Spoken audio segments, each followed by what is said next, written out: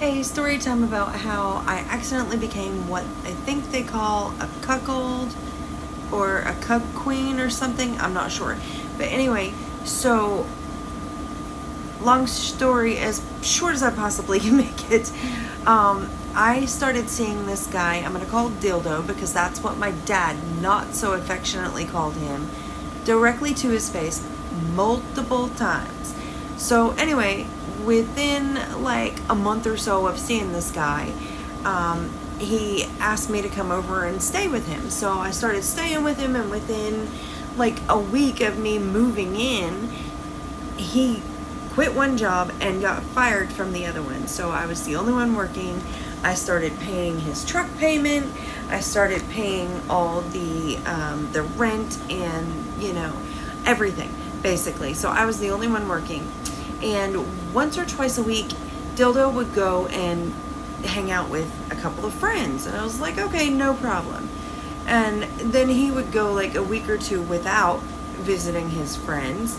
And then he would go again. And that would be the only time when he came home from those outings with his friends, is the only time that the guy would ever want to touch me. Ever. And I mean in any way, shape, or form. And when he got home, he wanted me in every way, shape, and form. So it was strange, but whatever. Well, one night he comes home and he says, hey, I need you to cook a meal and then go someplace else. And I'm like, what? And he said, yeah, I need you to cook a meal and then go somewhere else. And I said, okay, well, I have nowhere to go, so I'll just hang out in the bedroom. And he said, no, I've got a friend coming over. And I said, well, why can't I just hang out in the bedroom? And he says, well, because it's a girl coming over. I'm going to call her Sasha. So Dildo wanted me to cook for him and Sasha and then leave. And like a dummy, I did.